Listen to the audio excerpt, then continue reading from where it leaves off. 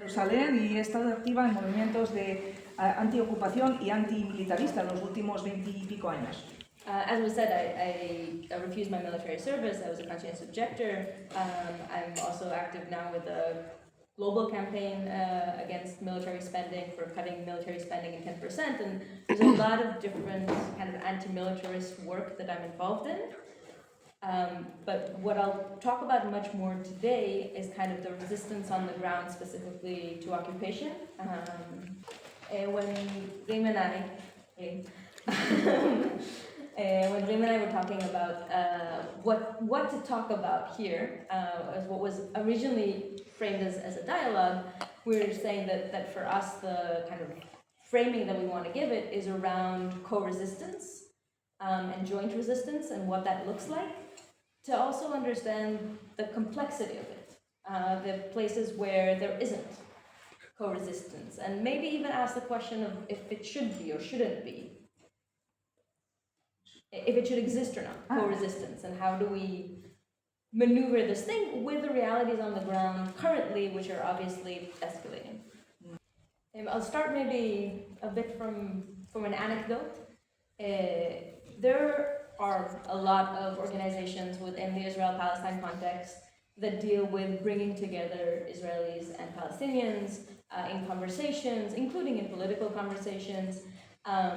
And one of the things that was very clear on October 8, 2023, is that a lot of the bonds, a lot of the political conversations that could happen before that completely collapsed. People were unwilling to speak to each other. People were feeling completely betrayed around that from the Israeli side. I'll talk about the Palestinian side in a moment.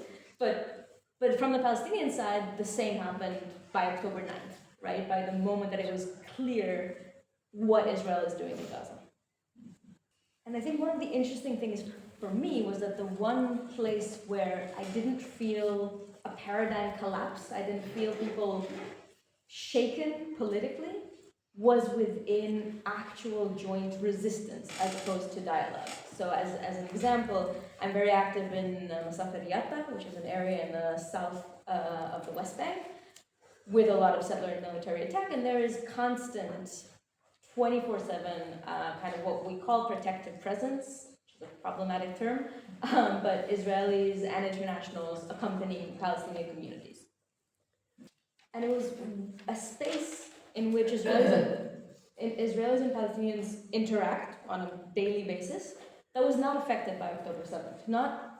People were affected, but the space itself wasn't, because the starting point of the space was saying, we come to this space with the power dynamics, we come to this space with the occupation, and we come to this space knowing that what brings us together is not an attempt to bridge between Israelis and Palestinians.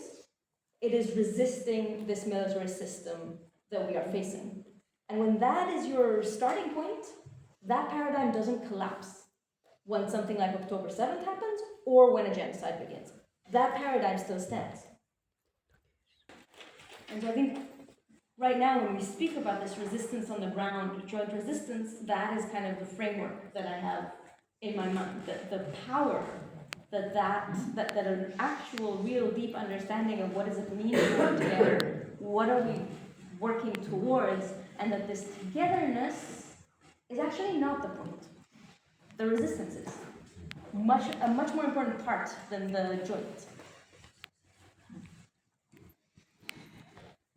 En este momento, sorry, you said that now the resistance and The joint resistance. We'll talk now about joint resistance in this years, but for me the important part of it. Yeah. En este momento, esa resistencia conjunta es un poco el marco mental en el que trabajamos.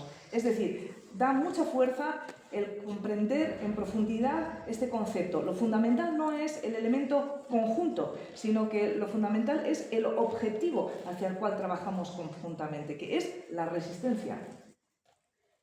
So ideally, this is where Reem and I would open this into more of a conversation.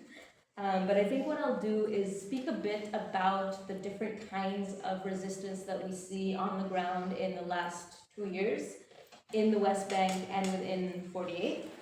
And then hopefully open this into much more of a conversation, that if I can't have a dialogue with Reem, at least I'll have one with you, and see where the points of interest are.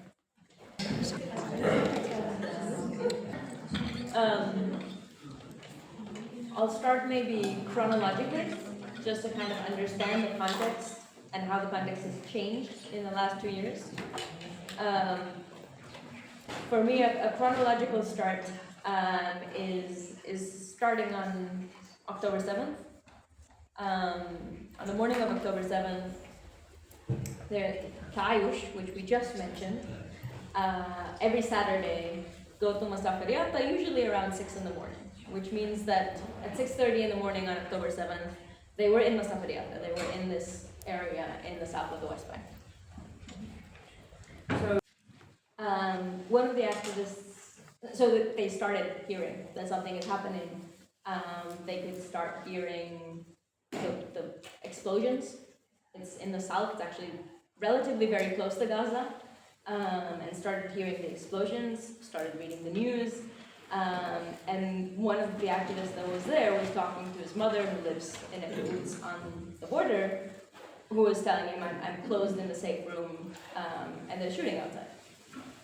Right, and he's there, going through this, and they're trying to make a decision, what do we do? There's a statement that Israel is closing the West Bank, so they have to choose if they're going back, or not knowing what will be closed. They eventually did all go back that day, and so that was kind of a starting point. I'm going through that week just to paint a picture. On Wednesday that week, so 4 days later, was the first time that activists went back to Masafariata. Every single village was closed. Palestinians were not allowed out of their, to say out of their villages is funny when we're talking about villages of 3 houses. So it's literally, you're not allowed out of your house. This is October, it's olive harvest season. Obviously nobody was allowed to. We were driving on roads that were completely empty because nobody was allowed to be on them. And coming into communities that were imprisoning themselves. The military was imprisoning them, but even without them actually being anywhere, just everybody knowing that they are now prisoners in their own house. And what also started happening already that week was that, I have no better word than militias, but settlers in military uniform, some kind of mixture between military and settlers, started just going through Palestinian villages and telling them that they have 24 hours to leave or they will be shot. Communities that have been under threat of settler violence for a very long time, and for settlers this was an opportunity. And then one of these communities, Wadi Asik, which is close to Ramallah, was leaving. They were terrified, they were leaving, and the day that they left, this is the Thursday of that same week, we still haven't even developed. The day that they were leaving, getting everything out, a group of these settlers came in and, I have no other word of it, kidnapped both the Palestinian and the Israeli activists that were still there, 8 of them, left them in a room. For the Palestinians, they also beat them up, undressed them, sexually assaulted them, and we just couldn't contact them. We didn't know where they were for quite a few hours. So we drove to the village, hoping that we'll see something. And the most striking thing about this drive was that the entire road was just full of Palestinian communities, of these small hamlet communities, packing up their things, putting them on trucks. If I saw photos of the Nakba from 48 in black and white, that is what it looked like. Just truck after truck of people putting all their lives in a truck and going. That's Thursday. The same evening was the first protest organized in Jerusalem, and it was clear that protesting and saying something like "Stop bombing Gaza" is not going to be at all possible. And so the message, and this was organized by a left group that I'm part of it, but the message was trying to be very mild. The message was, we want a deal to release the hostages now, right? Something that today is, well, happened yesterday, but that today is consensus. That protest that day was, I mean, there were maybe 20, 30 protesters. The police, not only did they beat them up in seconds, they chased them to their homes. Same day, same Thursday, in Haifa, there was also a Palestinian protest organized in Haifa, and the police did not even let it start. People were arrested before they even arrived, beaten up, and the repression was so bad that it took almost a year for Palestinians to go back to protest in Haifa, and really to regularly go back to protest only restarted about 2 or 3 months ago. The whole explanation was a week, and I'm not going to go into it, but I just wanted to give you a bit of a picture of what are we talking about when we're talking about the realities on the ground in the context of resistance in places that are trying to resist outside of obviously armed resistance and what we've seen in Gaza. There's a million other forms of resistance, but in those pockets where we do see also what's called joint resistance and things like that, just to understand what the context was. It is important for me to say that is no longer the context. The political system has shifted immensely. But for instance, when we talk about Palestinian citizens in Israel, the level of oppression and of fear that was drilled down on those first few weeks is still. This brings me to a few of the advantages that I do want to talk about joint resistance. And again, I think we should be. There's something very idealistic about this, right? We want to paint a nice pictures of Israeli and Palestinians holding hands and ideally fighting the occupation together. It's a cute photo in our heads, and there's good reason for that. But there's also a lot of issues with that around power structures, around, just as an example, Reem and I speak Hebrew between us. That's a power structure that sits between us all the time, right? If Reem and I get in trouble with police, the consequences are very, very different. Which actually means the opposite. It means that Reem is forced to be much more complicit. And I keep pointing at Reem. Much more, has to cooperate with police much more than I do, because the risks are not the same. And Reem is privileged. She's an Israeli citizen. Right? When it goes to the partners that we work with in the West Bank, it's a whole other story. In East Jerusalem, protests have still not, there has not been a single protest in East Jerusalem until last week. Right? That is crazy. Biggest Palestinian city in the West Bank or in 48. And last week was the first time there was a protest in that. So this picture of joint resistance is nice, but the realities of the different power dynamics are very, very strong. But I still want to give a few positives of it, and again, then open it up for a conversation. And the first one is a very practical one. The fact that we have more privileges as Israeli Jews is something that we can use, which means that we can. I said before that I think protective presence is a problematic term, but it is still true that the presence of an Israeli Jewish person decreases violence. From settlers, from military, less than it used to, but it still does. It means the fact that I can risk myself more easily because my risk is lower means that, just as an example, when Palestinians were not able to protest in Haifa for the last 2 years, part of what Jewish activists did was continue to go and protest in the same places where Palestinians used to, in signs in Arabic.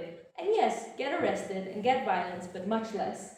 But keep that space until Palestinians felt it was safe to go back to it. So there's a way to use privilege that is important. I think the second advantage of it is something that I really started with, which is this, which paradigm does it put us in? And I think that the normal paradigm is that we have two sides of this conflict, occupation, genocide, apartheid, whatever, that there's two sides of it. And those two sides are Israelis and Palestinians. And one of the things that I think joint resistance can do, and again, I think the reason that it's a paradigm that's stuck over the last 2 years is that it's saying that's not the binary that we're accepting. The binary that we're accepting is the people who want to live here and in equality and to fight a nationalistic, militaristic system, and the people who are part of it. So it's kind of more of a colonial and anti-colonial rather than are you Israeli or Palestinian?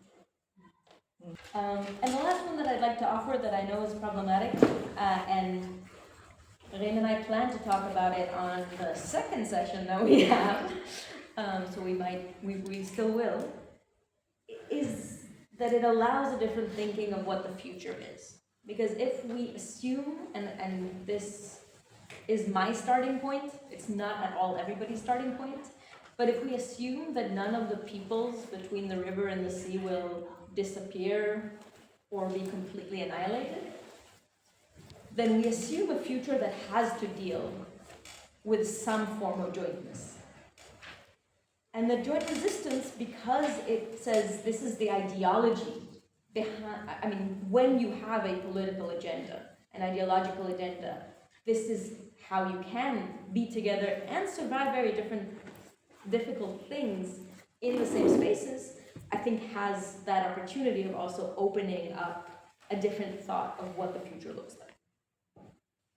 On that note, I would much rather this be a conversation than me speaking at you.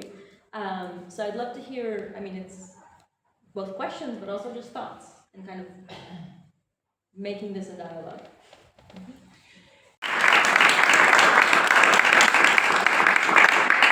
Thank you for sharing your position, which is the day-to-day reality. She wanted to ask about your memory in childhood. Do you remember ever knowing about the Palestinian conflict, ever playing with Palestinian children, realizing there were differences in the way people were treated? When did you learn about this reality, and what brought you to this decision of being anti-militarist and all the things you have done? So the end, no, we were not taught about this. We do not play with Palestinian kids. There are cities that are less segregated than Jerusalem. Jerusalem is a very segregated city. But even in non-segregated cities, like Haifa is a bit more mixed. There is one bilingual school in Haifa. There is one bilingual school in Jerusalem. There's, I think, maybe 7 bilingual schools in the entire country. And for the most part, definitely childhood is segregated. Okay. Oh, well. No, go. Yeah? Okay. My first experience was that around the Second Intifada, I was 11 when the Second Intifada started, 10. Around that, my father started becoming more active. And then for events that with Daesh that we mentioned before, and for events that were soft or calm, he brought his kids along. And so I arrived to Palestinian villages at the age of 12, 13, usually for actions, for planting olive trees, for changing water pipes, for actual activities. I think for me, that moment of then meeting Palestinian kids, my age, and not like, we didn't talk about the occupation, we talked about hating math, like we're 12-year-olds. It's not, but then starting to realize the difference of what day-to-day life means occupation-wise. The first village that I spend a lot of time in is a village that at the time they were just building the wall around it. And so for the first time, this village was separated by the wall from the neighboring village, which is where the school was. Which meant that the kids go through a checkpoint that was created only for the village in the wall every day. And the checkpoint has a list of names. And people from the village are the ones who can go in and out. But this means, for the kids, the things that they cared about with this whole big wall, occupation, whatever, is that they can't invite kids over from school. right? Like these very, very small, it's not a headline. Nobody's gonna hear about that as like the great human rights violations, but that for me was starting to understand occupation. The very, very kind of small daily, how it affects everything around me. Well, first of all, thank you. She's very interested in the joint resistance in the grassroots. She wants to know more from how do you go from a joint Palestinian to Israel's to opposing the Israeli occupation. Colonialism, I think, would be in this context even deeper. I mean, I don't think I have answers. I think it's important to say I am a product of colonialism. Okay? I mean, a lot of the people in this room are. But I'm maybe a more direct one. And a lot of the way that I think, even the fact that my cultural reference is to the West, right? I live in the Middle East and my cultural reference is to the West.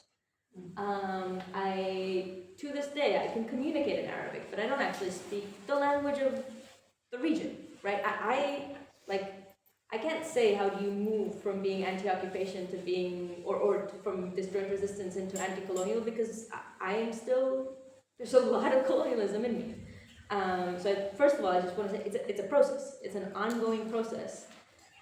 And I think that we don't have enough answers today of what does a non-colonial or a post-colonial reality look like in the context of Palestine and Israel.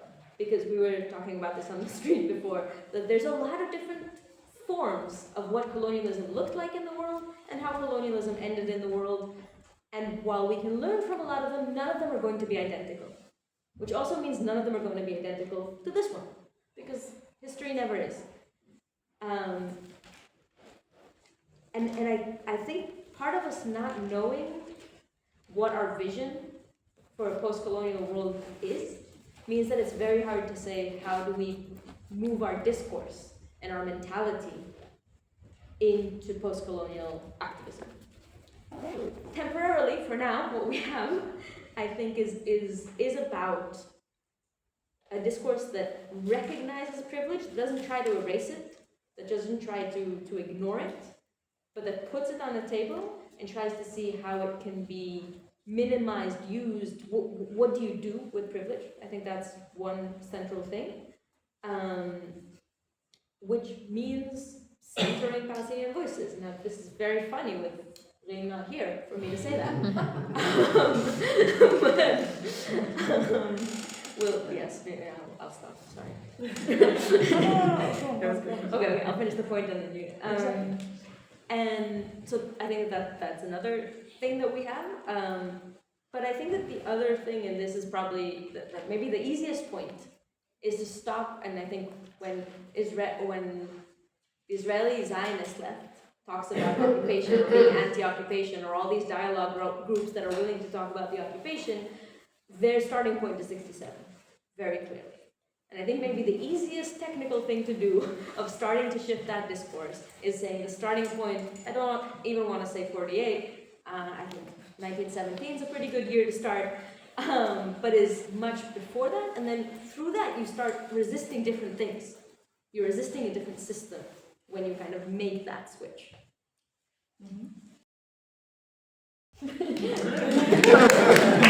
That Sahar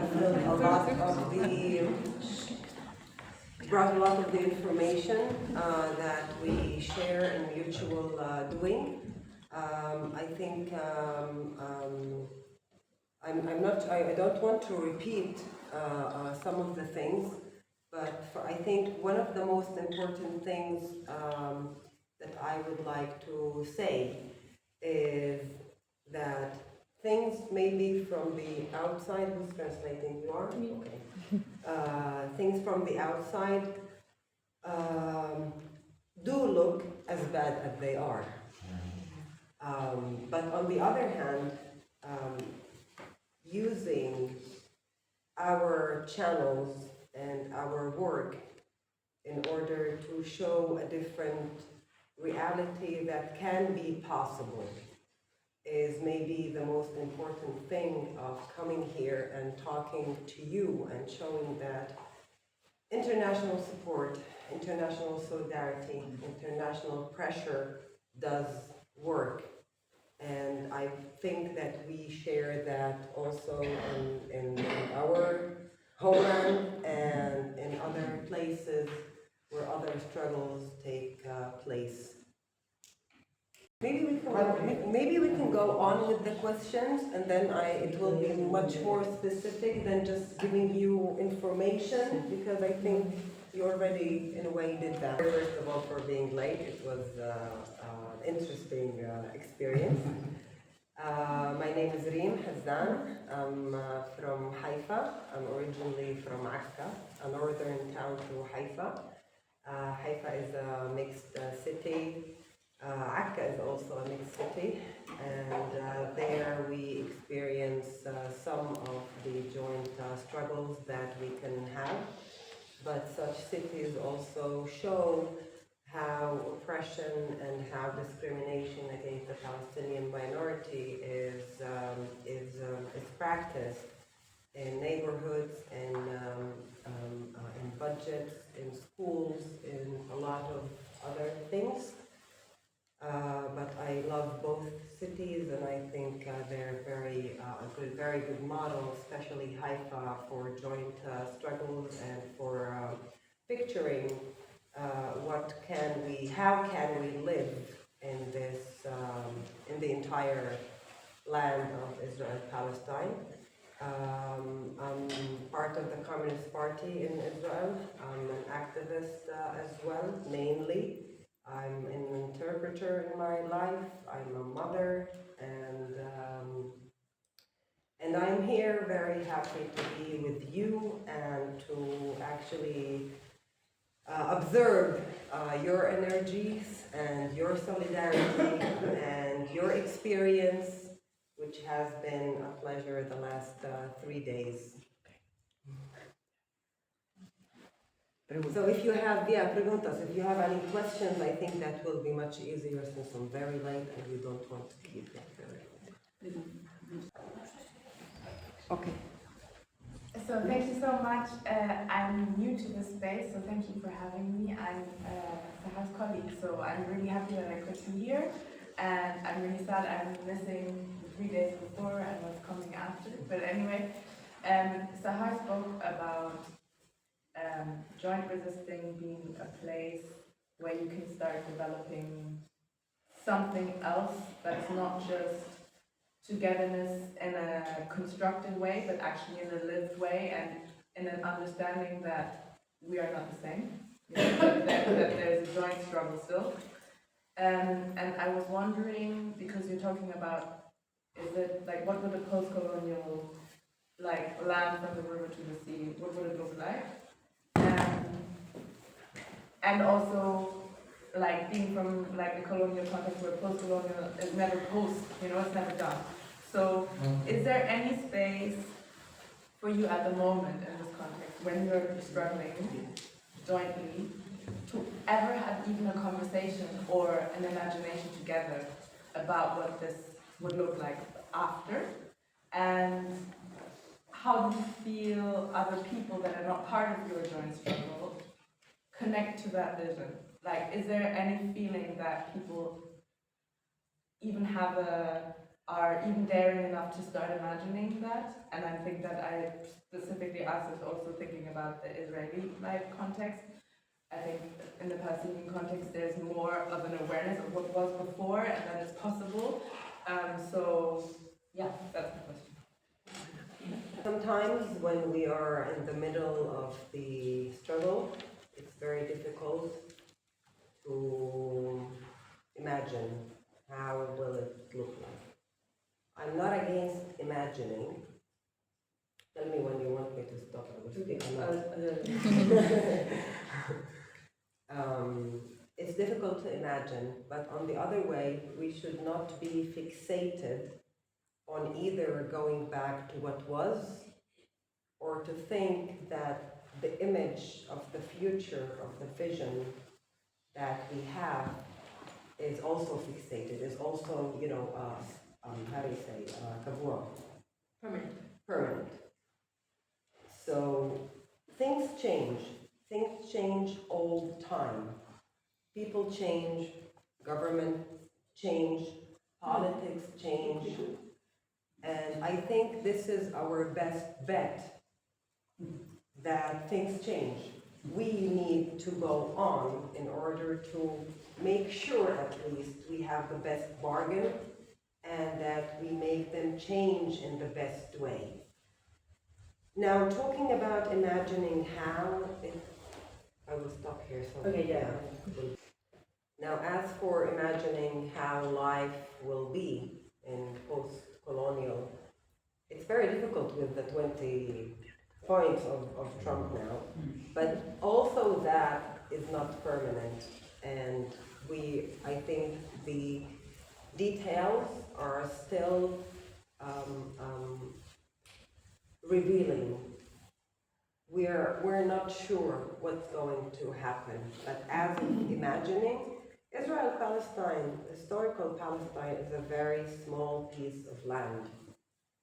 And I hope in the future it will be reunited in a way that it will allow us to have regular problems of regular countries and not to be in constant struggle or constant conflict, constant actually struggle or defense from messianic ideas, from colonial projects, from imperialist powers, which are never letting go of this land and of this area. This is how I imagine to say now 1 state, 2 states, 4 states. It's not. I think this is a matter of political will, a matter of political decisions, that even if I am a Palestinian, I am a citizen of Israel. And I think both of us, whatever future we envision, we have a missing partner here that needs to accept what kind of a solution will be in the end. Because it's very easy to say one land, one land for everybody, but without having political decisions to facilitate how we get there, without the two-state, in my opinion, the two-state solution first to give the Palestinian people sovereignty, self-determination, a political authority that they can decide. We can dream about a lot of things. I can dream about an entire region without any borders, like it was 100 years ago. But it's good to keep dreaming. It's good to have this vision of unity, of not giving up on the entire unity of this region, if you ask me.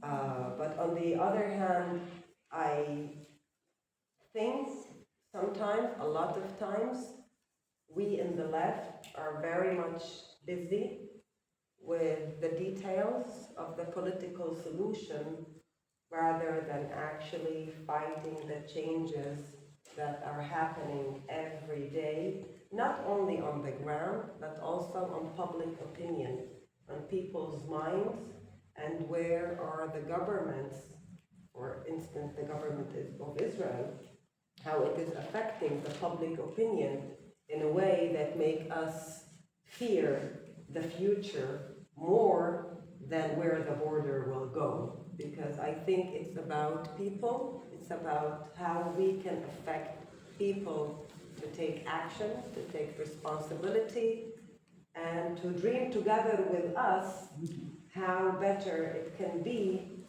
if we think in a different way, if we consider each other in a different way. Women in Black for organizing this experience where we've learned so much and we've been inspired. then from my experience in my work in peace, a phrase I repeat often because I believe it's important is peace is not only needed, but it is also possible. I think a good point to look at is all the times in history that we have managed peace, we have managed agreement, we have all had agreed on something, especially those difficult, complex times. What tools, what process we have used for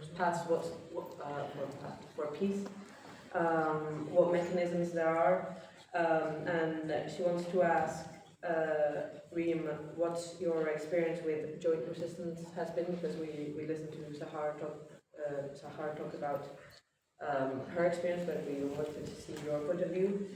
She also wanted to ask Sahar more specifically what actions you have done, what types of people were participating, what age, what jobs do they have, more details.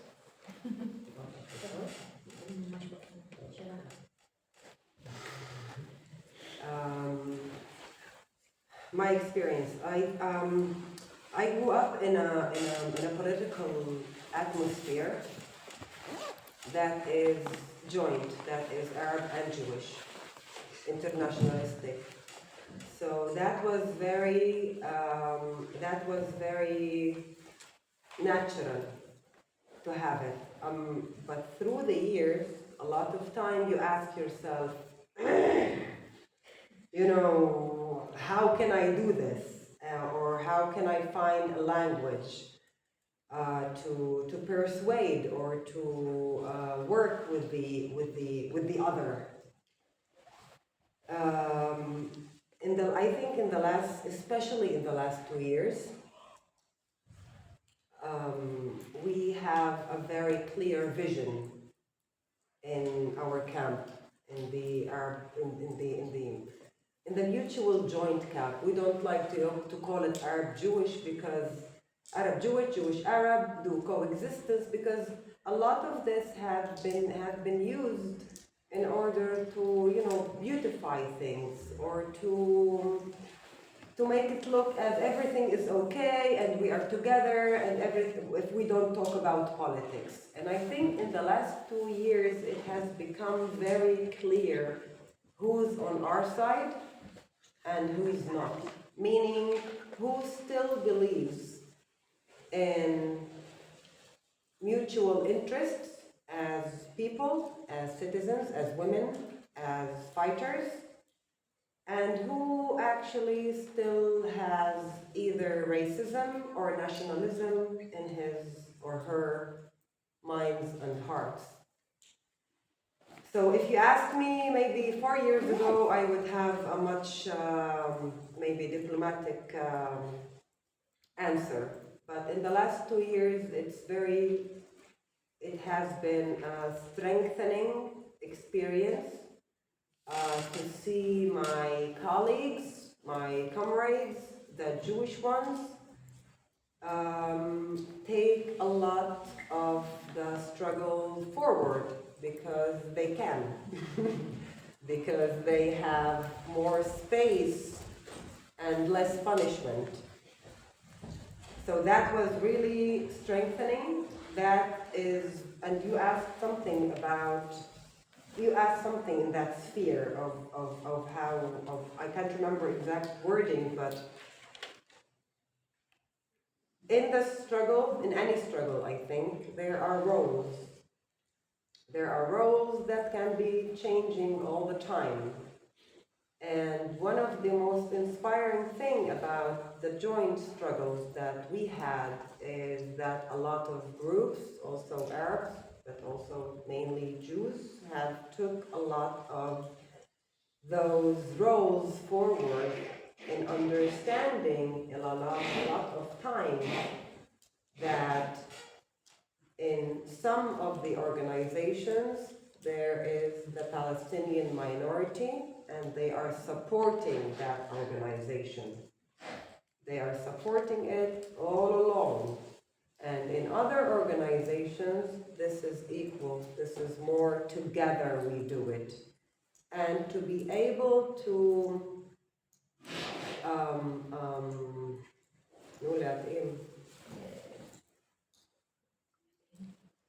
make suitable, let's call it, these tools in each struggle and in each arena that we fought together was really, I think, material for a lot of writings that we might do later.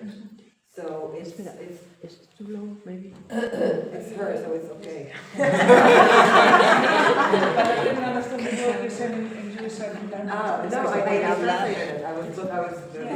I said to make suitable. So like, what is the word? Yes.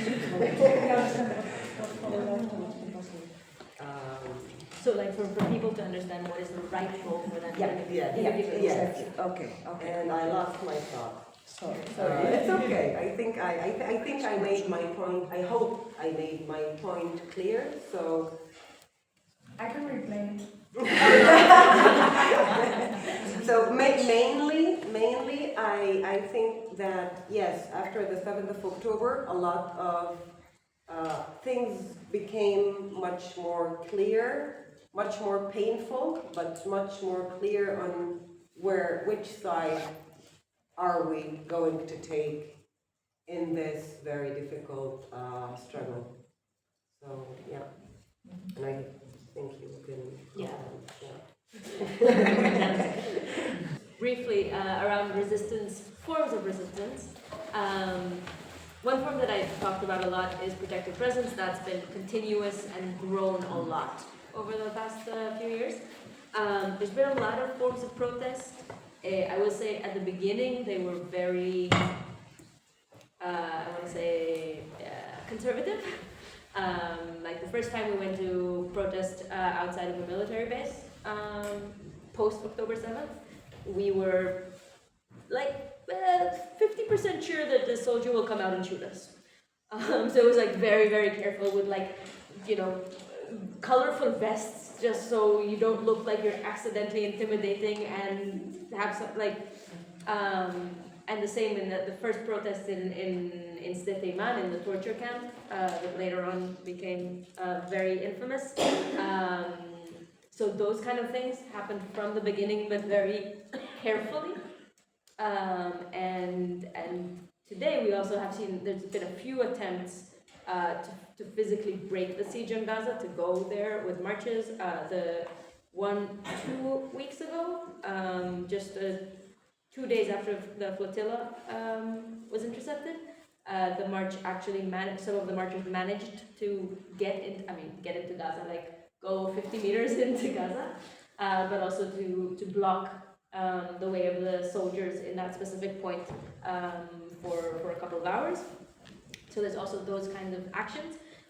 But to tell you that they're big scale, they're not. The amount of activists that are involved in this is not very big.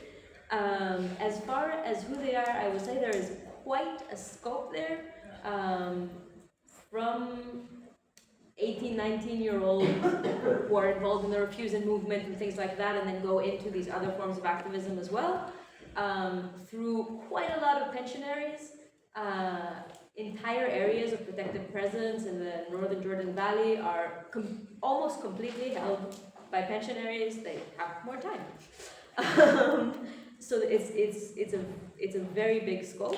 I will say, and it's something that is true about the Israeli Jewish left for quite some time, and I think it is much more hegemonic as far as class goes. It's mostly a middle class effort. And the working class, the Israeli left has been very bad at actually catering and really addressing issues of the working class, and historically, and this to this day affects political reality. So the demographics, class-wise, are unfortunately relatively homogenic. Okay, thank you. I want to use myself shortly. My name is Rosa Luga. I'm from Group Austria and from the European representatives of ProWilf. Thank you for your presentations. My question is to your previous for Reem's. You said something that caused the question me. You said that you're concerned that you are maybe discussing small things, but you're not realizing how the political ideas are changing. And I had the feeling that you have something in mind. Can you elaborate on that? It sounded a bit like what would be the worst case. I think also we have to be prepared for worst cases in order to find strategies. Or did I understand you wrong? That I'm Wait, concerned. That translation. you're concerned about things that you're discussing while the political situation is changing. I think And we're also- saying, I think I said, open the... That's the problem when we are so late now to these No, I previous, think that I said that... We have to translate. all the worst No, I think things. I have to find out what the question is. Vamos a clarificar la pregunta, porque hay una mala worst entendida. case in mind, but maybe I was wrong. Okay, I will address that. Okay. Ahora vamos.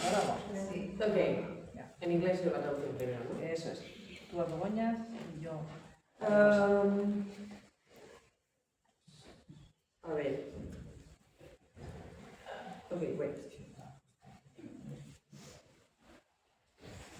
Es que, espérate. ¿Cómo empezaba tu pregunta? ¿Cómo empezabas? Lo concreto de por lo que estamos hablando. Bueno, la pregunta final, de acuerdo, pero era como... Se empezó abriendo de alguna manera. El conectar lo que hacen Reem y Sahar con el trabajo que estamos haciendo aquí que se hace en España. Es que te hemos contado algo Si de... tienes soluciones. Por contra Israel, pero, bueno, la pregunta realmente era lo de la manifestación. También. Con lo que hemos conectado. So the question more or less is How to connect, yeah. is how it's connected, the work that we're doing here with the work that's doing there in terms of, for example, how have you lived or how have you experienced the protest here today, the both parts of it, both the more worker-based one and more solidarity to Gaza specific one.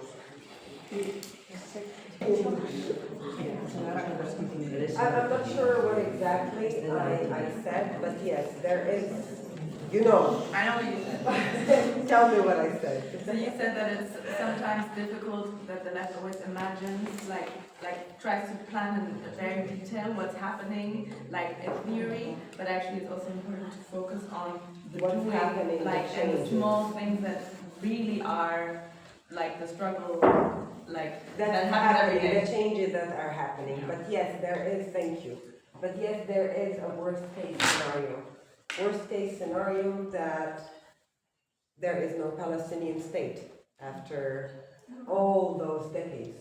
For me, at least, this is a worst case scenario. You want more worst case scenarios? I have a lot of them. If you want to tell some more? A more terrible scenario is that Israel continues expansion in Lebanon, in Syria, and having the messianic Zionist colonialist project being implemented. So these are things that when we used to, having a tiny state in Gaza called the state of Palestine with no power or no nothing. We have we can imagine a lot of very bad scenarios. So this is why I say that we should also look one of the things. Very good. One of the Smotrich, okay, the Minister of Finance of Israel, the fascist settler, he was one of the people, he was against the apartheid wall because he wants the annexation of the West Bank to be easier. Okay, not because he thinks that this is an apartheid wall, because later it's a pity to put up this wall and then bring it down. We want to annexate easier. So we are dealing with fascists, with fanatics, with an agenda and a funded agenda. These are the details that we shouldn't overlook and say, she's okay. She's trained this stuff. And then say that, one state or two states. These are the people that we need to deal with, and we need international support and pressure so we can change public opinion and we can change things in a way that they are not in power anymore. It's a great question and should be our main focus of conversation. And we have another week to talk about it. But generally, I think the protest today was a good example of exactly the kind of intersections that should be in our minds, right? That the protest, it's clear here that a protest that is a union, syndicalist, social issues movement, everybody has Palestinian flags drawn on their faces. All the kids that passed us and were clapping with us, and there's a lot of different reasons for that. But I think for me, one of the things that is important for me to put into that is the kind of showing very technically in all of our contexts why those two things are connected, not just theoretically, which I think we all kind of come in that anti-capitalist, anti-colonial, anti-whatever, everything together, but also that there's very practical ways that those things are connected. As I said, I come from a kind of very anti-militarist world, and I did a lot of my work has been around Israeli military industry. And one of the very interesting things that is happening right now is that while the Israeli export generally is going down in the world for a lot of reasons, also because it's a war economy, one of the things that makes up for that economic loss is military export. Israel's military export makes the increase in Israel military export makes up for half of the decrease in all of the other exports. Okay, which is crazy. It's a crazy number. Why is this relevant for you? Specifically, Spain has already said that it will no longer sell arms to Israel. Only very recently did it understand that that also means not buying arms from Israel. And most other European countries are not, even if they're thinking about not selling to Israel, they're not thinking about not buying for Israel. And the larger context here is that we are within a European Union and a NATO generally that is increasing military spending in a crazy manner, right? That extra spending that is coming out of your taxes is going into Israeli genocide, right? That's what's financing it. Yeah. And it is coming at the expense of the unions here, right? Of social, these are not theoretical connections, they're also theoretical connections, ideological connections. They're very, very practical ones. And for me, part of that is about saying we also cannot fight the genocide in Gaza without fighting militarization of the EU. We can't, both technically and ideologically. So for me, asking those connections, which also has to do with what are we doing here in Europe, what are you doing here in Europe, I think it is important to remember that while it is very important to be in solidarity with Palestine, you're also fighting for yourself. You're fighting your own struggles, you're fighting what's happening in your own systems, and seeing the connection to those things.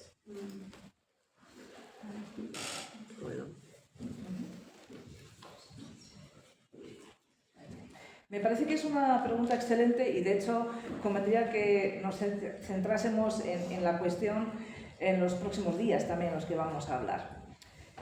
Las protestas que hemos visto hoy han sido un buen ejemplo precisamente de esta intersección entre las dos temáticas. Por una parte hemos visto aquí pues el movimiento sindical que estaba muy presente en la manifestación, pero también hemos visto pues eso, a gente que estaba a favor de Gaza y de Palestina, las dos cosas. Para mí es muy importante el mostrar por qué las dos cuestiones, las dos temáticas tienen una conexión. Y no solamente una conexión teórica, anticolonialismo, anticapitalismo, sino una conexión práctica. Yo he estado, como vengo de un entorno un tanto militarizado, he estado trabajando mucho sobre la industria militar.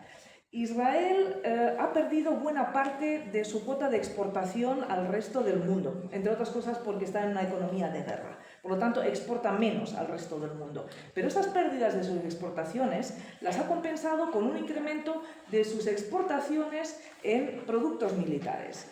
La mitad de las pérdidas de exportación de otros productos lo ha compensado con un incremento de las exportaciones de productos militares. ¿Por qué es esto relevante para todos aquí en Europa? España, por ejemplo, ya no vende armas a Israel, pero solamente hace muy poco ha decidido también que tampoco compraría armas a Israel. Y hay muchos otros países que han decidido no vender, pero que siguen comprando armas a Israel. Por lo tanto, hay que verlo todo dentro de un contexto mucho más amplio. Aquí estamos en la Unión Europea, en la OTAN, y ambos están incrementando de una forma que es una locura su gasto militar. Gasto militar que se financia con los impuestos de los contribuyentes.